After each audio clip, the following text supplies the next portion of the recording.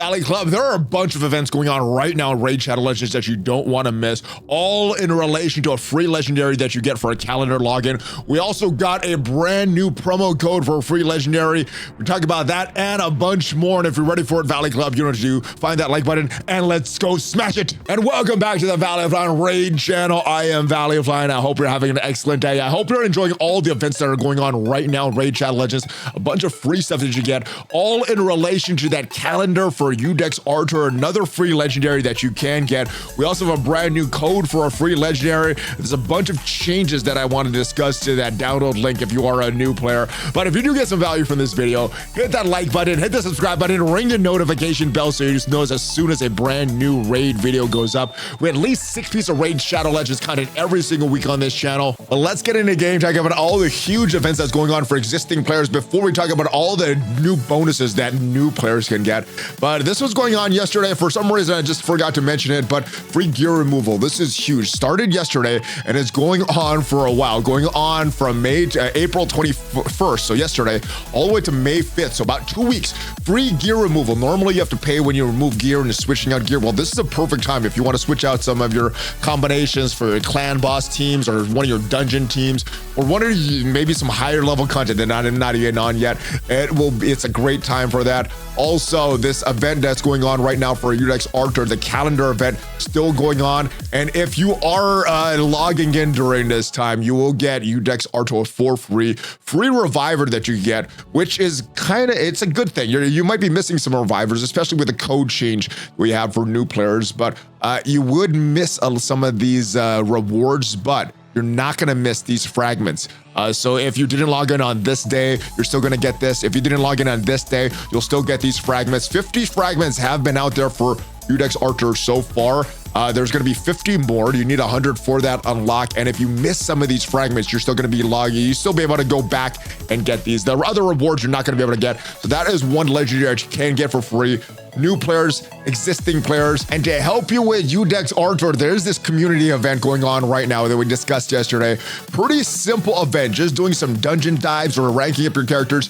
You do get some of these points for this, and if you want to go all the way, well, and I think there's like 1,750 points that you get. All you need is 1,500 points to get everything. So if you're trying to get everything, you can miss a few things and still get everything. I think I'm just going to try for either this 3-star perfect soul 600 points or maybe this 960 points for this legendary tome, but I don't think I'm gonna go all the way push all this for this. I do want to save for the next fusion event, whatever that's gonna be, so I need to start to save some resources, some of my energy, but I'm just gonna push this naturally, not spend any gems or anything like that, and just see how far I can get, and doing pretty good so far with just the content that we are getting through. But just announced this morning for new players, a brand new legendary that you have the option of getting if you enter this code as a brand new player within your first 24 hours. You can get this new champion named Greenwarden Rurarc, or I guess it's not a new champion, but new code for this champion, Greenwarden Rurarc, part of the Sylvan Watchers.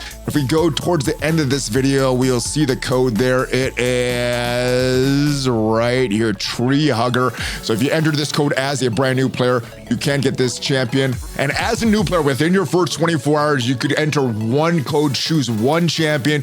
You can choose Greenwarden Rurarc. You also have those codes for Sun Wukong, Alice, Supreme Gaelic, and Loki, all still valid. We'll talk about some comparisons, which character I would choose at this point, but let's talk about Greenwarden Rurarc, see if there's a character that you may want to use the code for as your first champion. 4 on hellhades.com, so not a bad champion at all. It says that Rurarc grew into realms of Griffin, and let's move forward. Rurarc is a really cool looking champion added to the game during patch 6.2 with the new faction Sylvan Watchers was added in October of 2022, so little over 3 years old here. He's one of the first champions to have a taunt buff, actually similar to the provoke debuff, forcing attacks to come to him. However, the enemies are able to use all their skills rather than just their weak A1s like we see with provoke. He also has a solid AoE decrease attack A2, making him decent in most content, but only the master of one. His passive makes him the perfect supporting act for Borgath, the Scarab King, giving him teammates a shield whenever they hit hard. Other than that, the good but not a game-changing legendary champion. So decent for the clan boss, decent for the Shogun Grove, decent for the Hard Dragon, and really, really good for the Scarab King. If we look at what some of his skills are, actually, let's go back in the game, check out some of his skills. Just a little easier to see sometimes, but A1 is going to transfer all debuffs from the champion to the target, heals the champion by 5%, their max HP for each debuff transferred. The damage is based on defense. So a bunch of these champions, their damage is based on a few things. Most are based on attacks, some are based on defense, some is based on their HP, some of their attacks is based on the HP of the enemies. This one is going to be based on his own defense. The A2 is that attack of all enemies, 80% chance of placing a decreased attack debuff, 50% decreased attack debuff for 2 turns, goes up to 100% when this is fully booked. Also steals continuous heal buffs from each enemy. This attack cannot be resisted. Damage still is based on defense. And the A3 does not do any damage. Place a taunt debuff and a 60% increased defense buff and a 25% strengthen buff on this champion for 2 turns. 6-turn cooldown, 4 turns when it's fully booked. The passive, whenever an ally loses 10% more of their max HP from a single hit, place a shield buff on that ally for 2 turns equal to 10% of their max health. Cooldown goes down to 1 after that. So a decent champion, and looks like more of a support champion. For myself, Loki is good, Alice is good, but I would go with a pick of Supreme Gaelic. I did start a brand new account. So when this code came out, I had only had my account for about a week. So in addition to my Sun Wukong account that I'm playing right now, started a Supreme Gaelic account, and Supreme Gaelic is a very, very good choice as your first legendary champion. He has HP burn, an AoE HP burn, which is a pretty unique skill. I still don't have a big HP burn AoE champion. I do have Ultimate Gaelic, but haven't really built him up yet.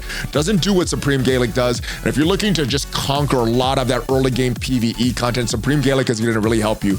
Great for that Frost Spider, great for all the spiders actually, the normal, hard spider, great for the Doom Tower, great for a lot of that PvE content, and is pretty good in early game PvP in Arena. I mean, if you're choosing your matches selectively, you could get all the way up to gold in Arena and not have to worry about it. The champion that I chose is Sun Wukong. Really, really good champion. A little better in Arena, and because he does come back to life with his passive. If he dies, revive this champion, 100% HP, 100% turn meter 3 turns after their kill. So you do need someone to still be alive on your team for this to happen, but he's just going to keep reviving himself. Really, really good in Arena because of that. Has a lot of damage as well. I would choose one of these nukers, either Sun Wukong or Supreme Gaelic as your first champion. Greenwarden Rurarc would be a great champion to pull, but if it's between this champion, Supreme Gaelic, and Sun Wukong, I would still go with Sun Wukong. Supreme Gaelic is a great choice as well, but it would be either one of those 2 champions, someone more based on attack rather than defense. So the first legendary champion that you're probably going to unlock, my pick does not change, Sun Wukong or Supreme Gaelic. And the first epic character that you're going to unlock doesn't change as well, because if you use that QR code up there or use my link to download, you're still going to get Uugo for free on day 1. As soon as you beat that tutorial, you'll get Uugo in your account. One of the better epic champions in the game, has a revive, has a heal, places decreased defense on the enemies, does a lot of good things. And at level 25, which I also reached on day 1, you're going to get Tagoar, another great support champion, another character with a revive, has some heals, has a lot of great support that Tagoar offers. Now the big change here, guys, level 45, you're gonna unlock Fayne. Previously, it was Rector's Wrath, and honestly, Rector's Wrath is probably the better champion, but as far as what I was using her for, they still haven't really used Rector's Wrath too much in outside of that Faction Wars content, but Fayne is a skinwalker and can offer some help in the clan boss. We go take a look at her on hellhades.com, 3.5 rating, and is pretty good for a few different areas of content. Now, Rector's Wrath, like I said, is probably the better overall champion, but does do a few things that some of our other champions did. We have a revive with Uugo. Now, the rest of our team does need to be dead for Uugo to have the revive, but we did already have that with Uugo. We already had a revive with Tagoar, so we already had 2 revivers. The Fayne does not have a revive, but is pretty good in the clan boss. Now, as it says here, Fayne is a Spirit Affinity epic from the Spirit Walkers faction. It was added as an epic required for the legendary fusion Vergumcar, and some saw her as a better champion than the legendary. The best use for Fayne is an unkillable clan boss teams where her low defense numbers do not impact her damage output. Standard clan boss setup, she's hard to keep alive in an extended fight, and really strong for clan boss. 5 for the clan boss. Also pretty good for the spider. And if we go back in the game, take a look at her moves. What is strong and not as strong. Doesn't have a lot of moves, so what she does needs to be very good. AA1 attacks one enemy 2 times. Each has 35% chance of stealing 5% of the target's turn meter, so potentially stealing a lot of turn meter from the clan boss when this is fully booked. 35% chance goes up to a 50% chance of stealing the target's turn meter. It is based on her own attack. The A2 attacks one enemy, 75% chance of placing 2 5% poison debuffs and a 50% decrease attack debuff for 2 turns. So poison is gonna get some of that damage. Decreased attack will mitigate some of the damage that the clan boss is doing to you. So pretty good champion in that respect. And then the A3 attacks one enemy 3 times. First hit, 75% chance of placing a 60% decreased defense debuff for 3 turns. The second hit, 75% chance of placing a 25% weakened debuff for 3 turns. The third hit heals this champion by 4% of their max health for every debuff on the target.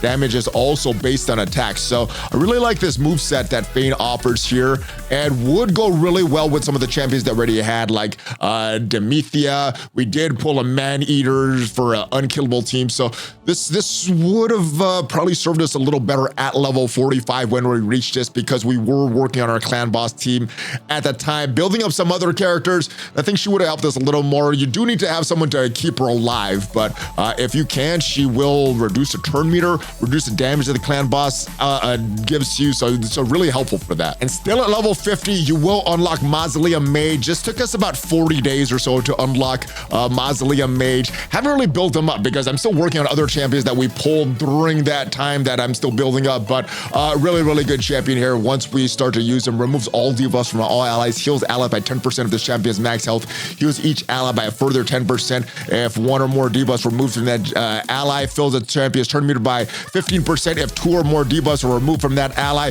Works really well with a void champion called Cedar if you do get lucky to pull that champion, but we don't have her yet. But that is what you get, guys. So some really good events for current players and some brand new stuff for new players, or some existing players if you want to start a brand new account. And if you do want to start a brand new account, log out of Player and Play, use the link down below or scan that QR code to start a brand new account, get those epics for free, and you can choose which legendary you get, and make sure you do it soon so you can get that Udex Archer unlock. Hopefully you did get some value from this video, and if you did, leave it a like, check me out on social media, and I'll see you guys next time. Check out some of my other videos. Hulk Fist Bump, ValleyFlyin out.